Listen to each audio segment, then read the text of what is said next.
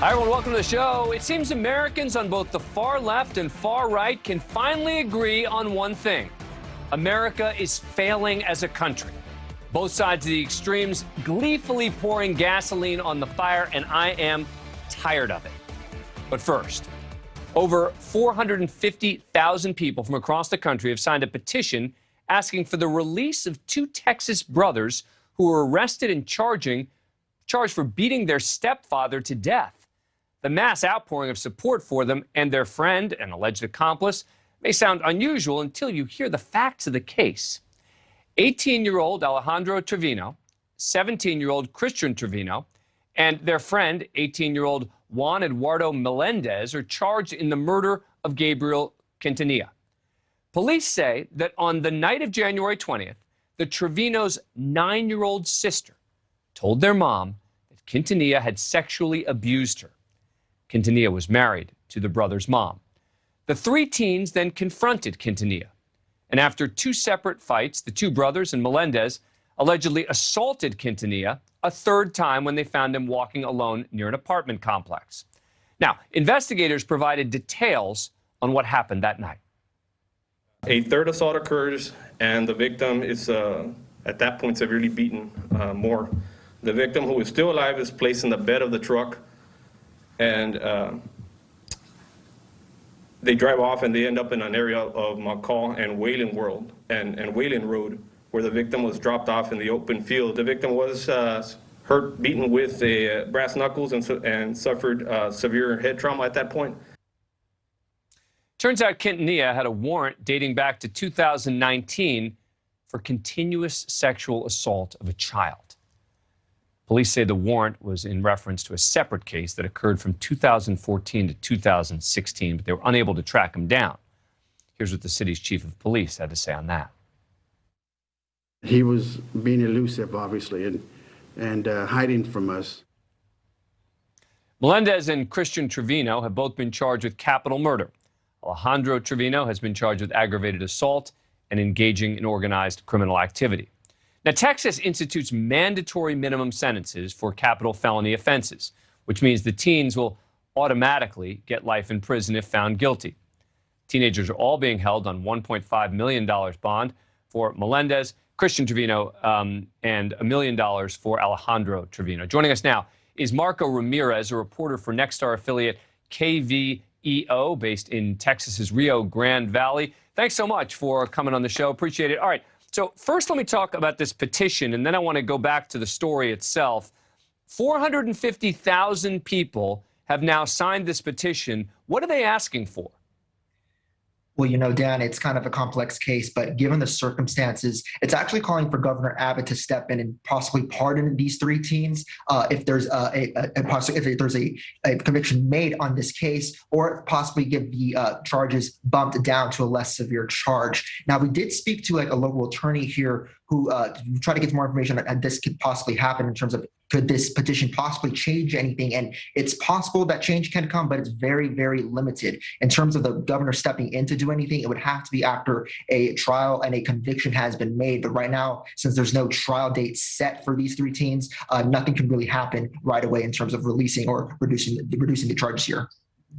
All right, yeah. Look, the governor does have enormous autonomy and power to, pardon him, to do a lot of different things that he could do if he decides to take that route. But before we get there, let's take a step back and talk about the incident itself. So take us through what happened exactly that night and the chain of events. Well, there's a lot of parts to exactly what happened here, but it all started the night of January 20th after the Trevino brothers learned that their young relative was inappropriately touched by their stepfather, Gabriel Quintanilla. So when they found that out, they confronted them at their home in an RV park in Pharr, Texas. That's where the first fight broke out. Soon after that, Quintanilla flees on foot, and Alejandro actually follows him. So after that, the Christian goes, the other brother finds their other friend, which is Juan Melendez, the third suspect. They get in his truck and try to go out to catch up to both Alejandro and Quintanilla. So once they do find him down the road nearby, in a nearby apartment complex, that's when the second assault occurs, basically 3 against 1. They continue to beat him up there, and then they just leave. Police said Quintanilla was still alive after that second assault, and they leave him by himself, and Quintanilla continues to go down the road where that apartment complex was at. Now, soon after, they go and change vehicles that they were in and decide to go back out and see if they could find him again, and they do. Soon after, they find him walking down Veterans Road in Far, and that's where the third assault happens. Police say brass knuckles were involved, and there was repeated blows to Quintanilla's head. Soon after that assault, police say that the 3 teens took his body, put him in the bed of the truck they were driving in, and drove to the neighboring city of McAllen, where they later dumped his body. Now, police say Quintanilla may have still been alive during that time. They don't know that for sure, but that's ultimately where he ended up dying after they dumped his body there. Now, do we know, and we probably don't, but do we know if when they approached and confronted him about sexually abusing their 9-year-old half-sister, do we know if he admitted it at all? We don't know that at all. Questions were brought up about that. Police didn't really answer it, given that there's a minor involved. But to this day, we don't know that. That may come up, during the trial, whenever that does happen, when more details come up. Police did say they are still finding more facts in this case to present to the DA's office. And Marco, they're not, as far as we know, they're not denying that any of this happened yet, right? I mean, I'm sure there's going to be a denial about whether, they may claim self-defense, they may, but the 3 of them are not suggesting that they weren't there. I mean, there's a reason police know what the motive was for this, right? Right. There seems to be no denial right now. I was at the arraignments a couple of weeks ago, and they were just kind of quiet.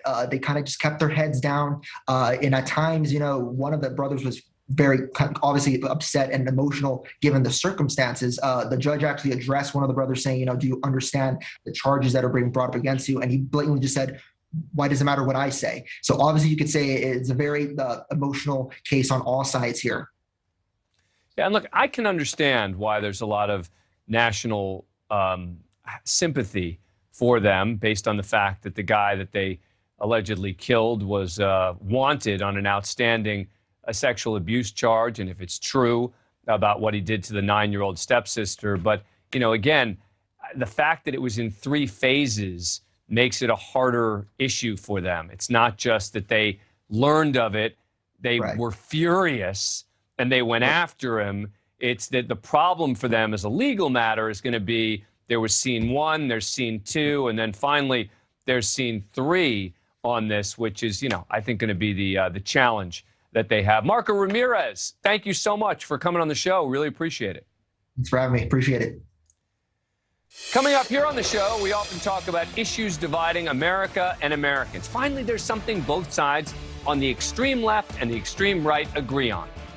That America stinks. I'm so sick of political media rhetoric about how horrible the country is. The politicized media is doing all of us a grave disservice.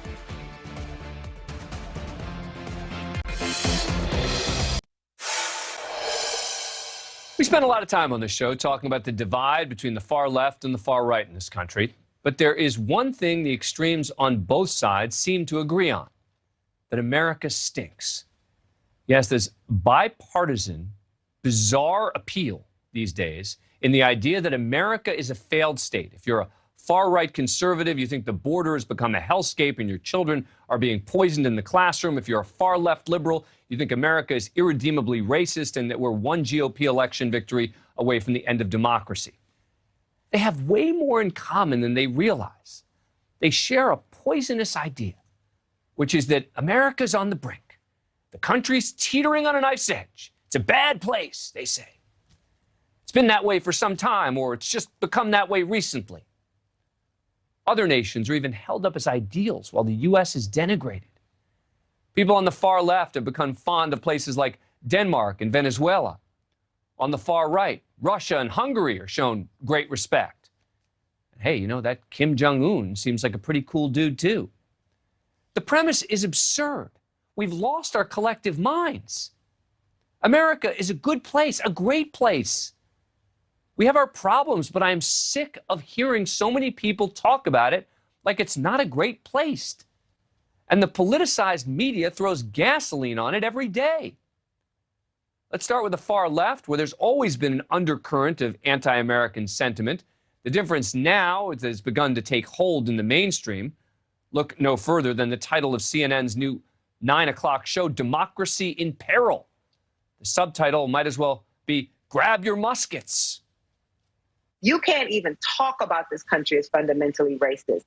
That is obscene, but that is where we are in this country. The notion that the United States is now descending from perfect democracy into something else where that could become civil war. So I've often wondered on this very program if we are past the point of no return, our democracy in peril, and watching Kyung Law's piece tonight, it kind of made me think we might be past the point of no return. I mean, do they really believe this?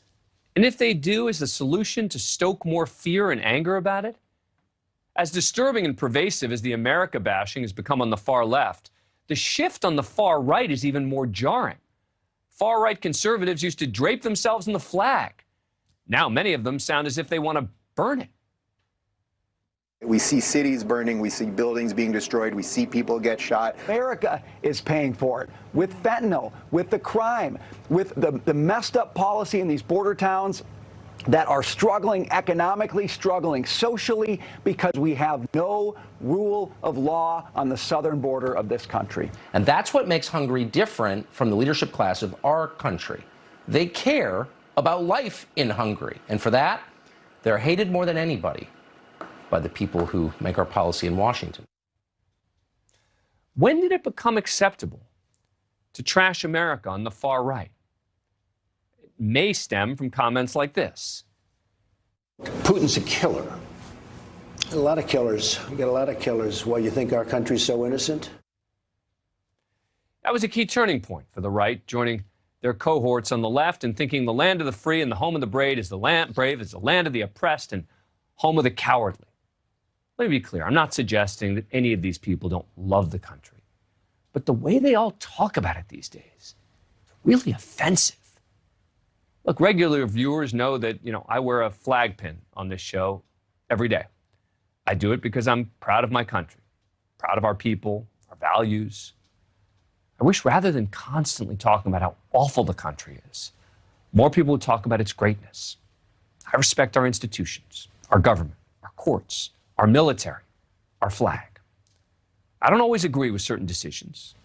We have our flaws, to be sure, and those should be discussed. But too many are just using overheated language to rouse up anger over it, rather than saying we're fundamentally good.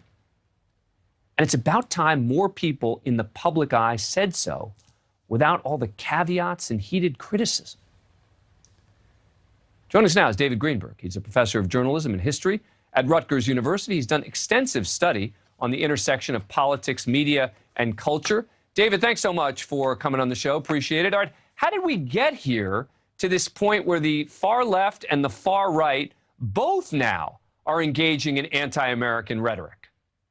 Right. Well, I think, as you said, these currents have always been there. We've seen since the 60s a certain strain of anti-Americanism on the left. On the right, we saw it kind of longer ago, on the eve of World War II, Charles Lindbergh and the America First movement. But then, that was revived by Donald Trump. And I think in the last, 5 years, not only because of Trump, but because of a series of, major national and international events, we've seen these currents come roaring back. We've also had a media environment, I think, that gives them a lot more oxygen and airtime. So that once upon a time, they would have been sort of consigned to the fringes, and now they're on everybody's social media feed. I think that is the number one issue, is the way that people are rewarded for taking the most extreme positions that they possibly can. Look, we've seen it on cable news, right? You have to make a decision, a business decision.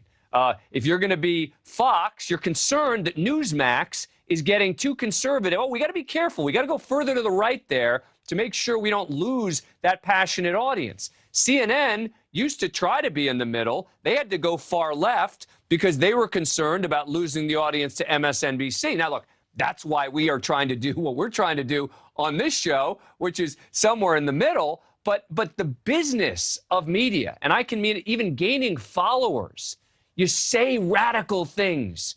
You say America stinks because, and then you got to pick a side, right? You can't say something sort of neutral. It's got to be something outrageous about, the end of the country, the end of democracy, the end of this.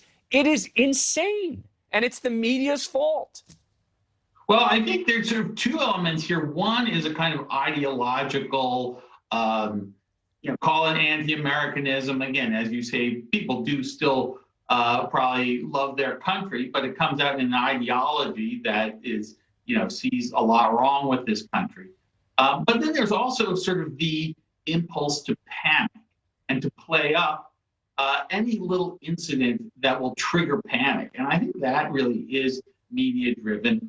And it's the kind of fear that once you get out of your head, you're made to feel foolish or complacent for trying to put it in perspective. So that's where I think a lot of this democracy on the brink talk comes from. Not necessarily from a hatred or unhappiness with what this country is, but a fear that the other side is somehow going to take it over and turn it into something else. Now, you've cited Trump and Bernie Sanders and the squad sort of all kind of having much more in common than people realize, right? Well, absolutely. I mean, I think they all fundamentally, posit a criticism that's wholesale, that's systemic, to use a fashionable word. So it's not just saying we've got these policies wrong. If only our party could take power, we'd fix this, we'd fix that.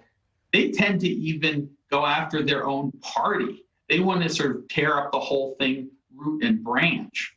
And that is, I think, where you get, something that's a little scarier, because it's saying that the basic system that we've been operating with for, 10, 20, 100, 200 years has always been rotten. And that's, I think, sort of what you're getting at, this sense of something fundamentally rotten about this country that goes right to the core. David, I've never said this on the air before, but when I decided I was going to wear an American flag pin on the show every day, I wondered, is that going to be seen as controversial?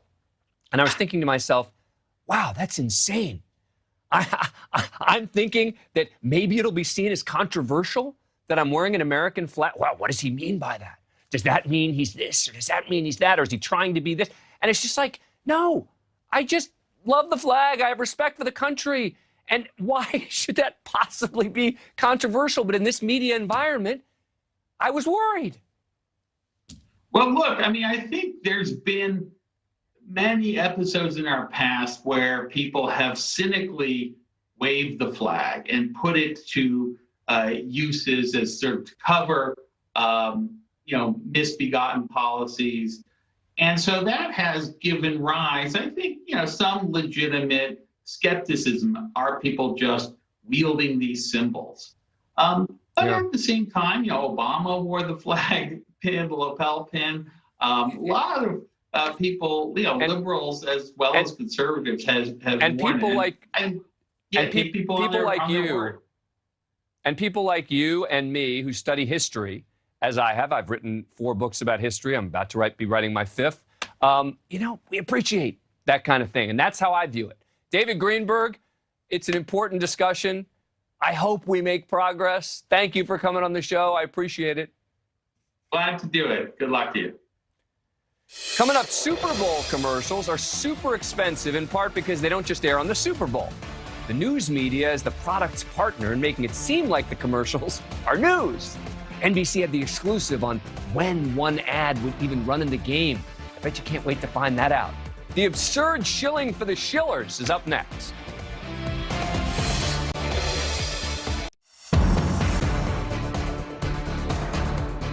Time now for our Mediaite Moments, where we check in on the day's bias, buzz, and bull in the world of cable news and beyond.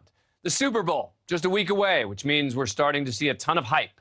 And not just about the Bengals and the Rams, but it's also about Super Bowl ad season, which is a pretty naked effort by advertisers to game the system. See, brands don't just pay that top dollar to get the Super Bowl viewers, but the compliant media covers the ads as if they're content. Super Bowl Sunday, that day is not just for football. We know this. Of course, it's also for eating, halftime show watching, and oh, how we love to watch those commercials. Here's one that leaked out today, a beer ad starring the man with the golden clarinet. Hit it, Giant Kenny G. So smooth. It leaked out today. I wonder who leaked it. This time of year, it is everywhere. Kevin Hart is sharing his commercial, the very first Super Bowl ad from Sam's Club. Take a look. Sam's Club created the Scan and Go app just for me, so I can scan my stuff and skip the checkout line. They're going to run that at the 2-minute warning in the fourth quarter, too. Yeah. Oh, yeah? Oh, really? NBC News' anchor Craig Melvin with a big scoop there, when that ad's going to run during the game. Now, that's news. Then today, Carson Daly got very excited about a potato chip commercial.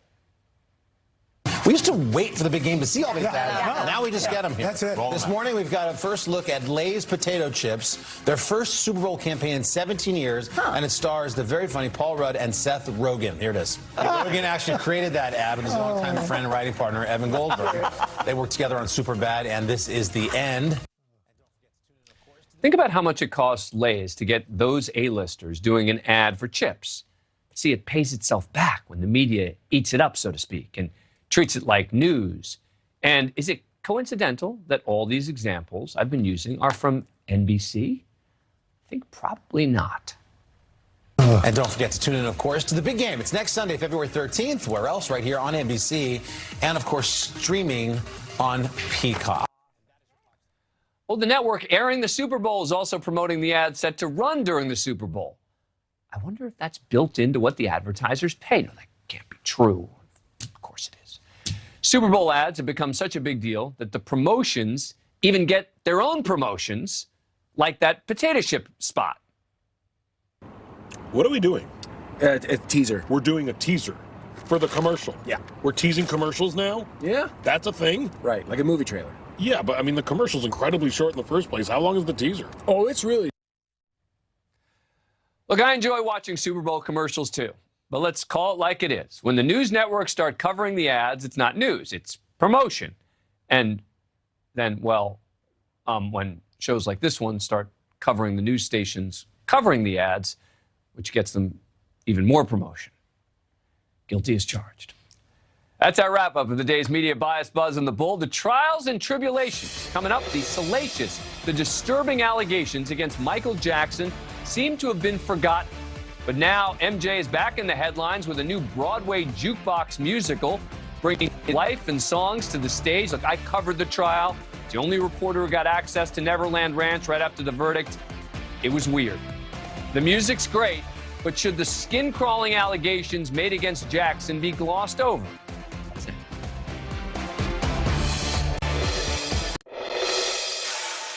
Broadway's biggest premiere of the year so far, MJ the Musical. It opened on Tuesday night with the blessing of the Jackson family, and while the music is apparently terrific, the effort to dodge the ugliest of the allegations against Michael Jackson is pretty concerning. The show is set 1 year before Jackson was first accused of sexually abusing children and attempts to focus on the King of Pop's lengthy list of hits. It tells Jackson's story through the lens of a documentary that Jackson is participating in as he prepares for his 1992 Dangerous tour, which spanned 4 continents over the course of 15 months. But the story barely scratches the surface of Jackson's personal life outside of a cursory look at his difficult childhood while performing in the Jackson 5. Now, unsurprisingly, the show sanitized much of the singer's life and avoided any mention of the child abuse scandal that engulfed much of Jackson's final years and continues to be a hot topic to this day. While it isn't much of a shock, what was surprising was how ready so many seemed to be to forget about Jackson's troubled past. The first allegations against Jackson came in 1993 when the LAPD began investigating claims that Jackson had possibly molested 4 children, including a 13-year-old boy who claimed Jackson had performed oral sex on him, among other disturbing allegations. The family of that boy later filed suit against Jackson, which they settled for an undisclosed sum, reportedly worth more than $20 million. In 1994, prosecutors announced they would not file charges against him involving the children because the, quote, primary alleged victim declined to testify. 2003, police arrested Jackson on charges of child molestation after he admitted to sharing his bed with young boys during a TV documentary titled Living with Michael Jackson. He was eventually indicted on 10 criminal counts, including child molestation, abduction, false imprisonment, and extortion. Now, Jackson's case went to court in February of 2005. At the trial, one of Jackson's alleged victims, Gavin Arvizo, detailed 2 specific instances of abuse by Jackson, including an instance where he said Jackson touched his genitals. Arvizo's mother, Janet, also took the stand and claimed the family was held prisoner at Jackson's estate. Her testimony, however, led to her pleading guilty to fraud and perjury charges after Jackson was found not guilty on all charges at trial. It was the people who worked at Jackson's ranch who may have been the most compelling witnesses. The chef's assistant testified that Arvizo and his younger brother showed him adult materials when he brought food to their guest cottage on the property, and a former ranch security guard said he once caught the brothers alone in Jackson's wine cellar in possession of a half-empty bottle of wine. Now, during the trial, 22-year-old choreographer Wade Robson acted as the defense's lead witness. He testified that nothing ever happened between him and Jackson. Robson had met Jackson at the age of 5 when Jackson was on tour in Australia and had previously testified on Jackson's behalf when Jackson had been accused previously. But in 2013, Robson filed a lawsuit alleging Jackson had actually abused him for 7 years, and the 2 Jackson-affiliated companies were responsible for failing to protect him and other alleged victims. In 2015, a judge ruled that Robson had waited too long to file the civil suit. Not long after that, James Safechuck, who Jackson met on the set of an '87 Pepsi ad, filed a similar suit against the 2 companies, alleging Jackson abused him on hundreds of occasions between '88 and '92. 2017, both of the suits against the Jackson-affiliated corporations were dismissed after judges separately ruled the 2 companies could not be found liable for Jackson's alleged behavior. Now, neither judgment really addressed the credibility of the accusations.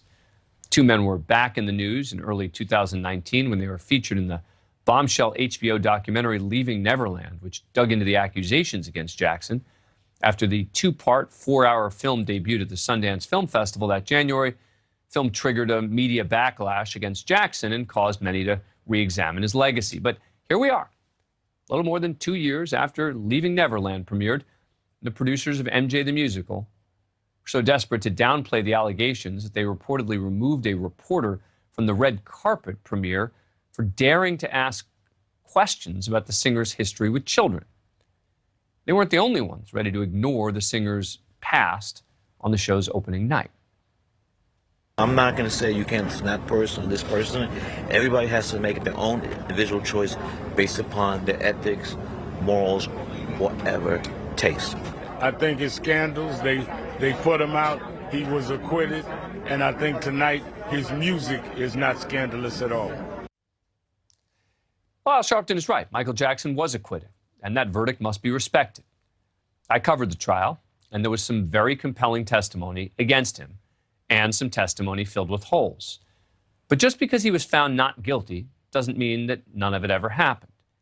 Even if he wasn't convicted, Jackson was clearly a strange man who did some really weird and downright creepy things with kids at his Neverland ranch. I was actually the only reporter allowed into Neverland for their celebration party immediately after the verdict. It wasn't just that Neverland was an odd place, but many of the kids and the parents who were there seemed almost like they were indoctrinated into some weird cult. Joining us now is someone else who covered the case with me, my old pal Jim Moret, attorney and chief correspondent for Inside Edition, where he has continued to cover the Jackson saga. Jim, great to see you. Great to have you here. So why do you think... Good to see you, too. Why do you think the trial, the Leaving Neverland documentary, that it still doesn't seem to fundamentally change the public's opinion, acceptance of Michael Jackson? I've been thinking about that.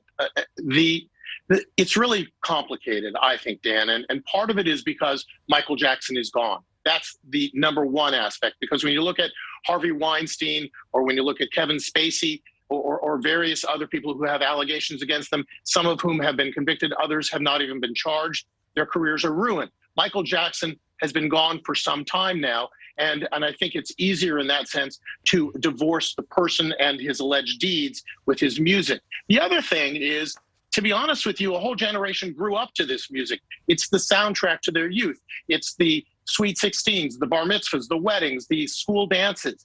All of that music is so much a part of people's lives that I think that they're willing to separate the person from these alleged deeds. As with you, I was disturbed by the testimony that I heard. And when you have that much smoke, there's often fire. But he was acquitted. Being acquitted doesn't mean he's innocent, as you know. And being innocent doesn't necessarily mean you're going to escape public scrutiny. But this is not a biography, this MJ musical. It's an authorized biography. That's why it's a sanitized biography. If you want to get the rights to his music, you got to play ball with the estate, and they're not going to let you do it in the context of talking about these scandals.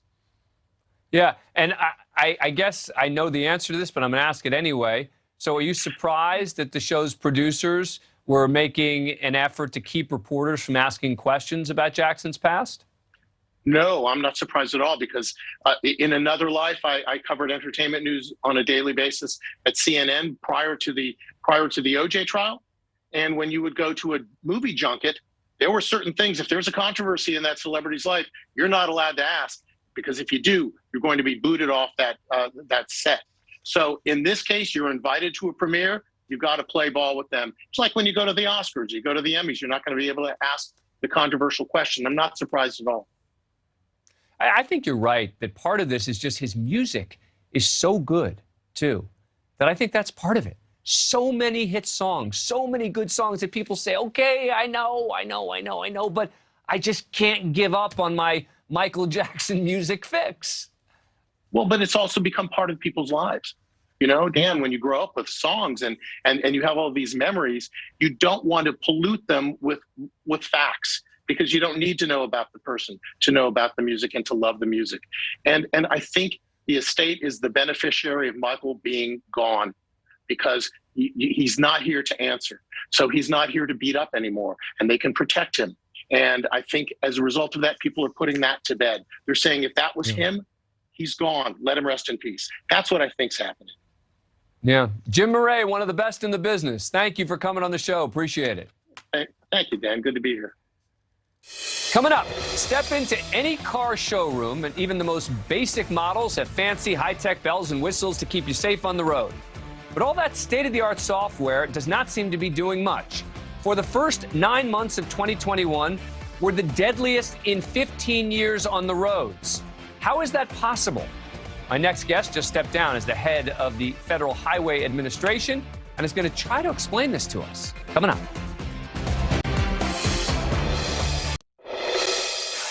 If you've been to a car dealer lately, you know vehicles today have all the bells and safety whistles, self-driving systems, lane assist, adaptive cruise control, automatic braking, rear cross path detection. So it's hard to keep track of all of it. So with this in mind, how on earth was the first 9 months of 2021 the deadliest in 15 years when it comes to car crashes? New numbers from the National Highway Traffic Safety Administration show from January to September of last year, almost 32,000 people were killed in motor vehicle accidents. That's a 12% increase in fatalities compared to the same period in 2020. It's the biggest spike ever recorded since the administration began keeping track nearly 5 decades ago. Transportation Secretary Pete Buttigieg acknowledges it's a crisis and has pledged to change things by rolling out national roadway safety strategy. We cannot and must not accept that these fatalities are somehow an inevitable part of life in America. Okay, but it seems they are right now. People are speeding, they're driving drunk, they're not wearing their seatbelts, they're killing themselves and other innocent drivers and passengers. I don't understand it. Nicole Nason joins us. She's the former head of the National Highway Traffic Safety Administration under President George W. Bush and head of the Federal Highway Administration under President Donald Trump. the only person who ever held both of those roles. Nicole, thank you so much for coming on the show. Appreciate it. I'm going to ask you the most obvious question imaginable. What is going on here? Well, Dan, first of all, I appreciate your interest in the topic. And you know, the numbers are abysmal. There's no way to dress them up or to try to spin them. And for someone like me, who's been in the traffic safety field and in and out of the Department of Transportation since 2003, it's really disappointing because, as you point out, we are on the cusp of incredible new technologies in the vehicles and on the roads. And I think if we learn anything from these fatality numbers, it's that as we're looking at all this new tech and all this connectivity, we still have to focus on the fundamentals in this country. We have to educate people about road safety, and we have to enforce the laws on the roads. And I think those are the pieces that have been missing. Is this, I mean, do you have any sense? Is this excessive speeding? Is it more drunk drivers? Is it less people wearing seatbelts? I mean, do we have any sense of what is leading to these numbers? Sure. I think it's all those things. And I mean, every single day in this country, somebody becomes a new driver. Some 16-year-old or 17, depending on your state, goes and gets their license. Every day in this country, somebody becomes a new parent. And they need to know how to use their car seat and really why to use their car seat, because that we know will make them more inclined to use it. They need to know why it's important for them to have a seatbelt on. And so we're not talking about these things. And I understand there's been a lot of news in the last several years, but you can see what happens when we're not out enforcing traffic safety laws, when we're not educating people about the importance of putting on a seatbelt, of not speeding. They don't do it. So especially during the pandemic, when everybody went home and we were first locked down, those folks that were still out on the roads were thinking to themselves, great, I can do my 90 miles an hour now because no one's out here. And they crash the vehicles. And I'm worried about overstretched law enforcement agencies across the country are having trouble recruiting and people out, et cetera. That's another issue. Sure. My dad was a head of highway patrol in New York. That's how I got into this field in the first place. He drove his police motorcycle up and down the Long Island Expressway. And, you know, it's really a thankless job. It's during the nighttime. It's in all kinds of bad weather. And it's really emotionally taxing, I think, for a lot of law enforcement officers to have to come upon a multi-vehicle crash with lots of injuries and people crying. It's very traumatic for them. And we really do need support in our traffic safety community because it works. But education is also important too. I mean, at a certain level in this country, you can't bully someone into wearing a seatbelt, but you can explain to them how it can save their lives, how it can save their children's lives, their passenger lives. And we know when you look at seatbelt numbers over the decades, we're at close to 90% now. We were in 40 to 50% range when NHTSA first started keeping track. So it works. Yep. And one other final point that I'm just going to make, which is that I think appreciating law enforcement and the issues that they face every day is part of what we do on this show every day and what we're going to be doing in our next segment. Nicole, Nason, thank you so much for taking the time. I really appreciate it. You bet. Thank you. Coming up, a fake 911 call lures officers to a home. When they arrive, a man armed with knives is waiting to attack. It's outrageous body cam footage showing the real-life dangers officers face every day is next.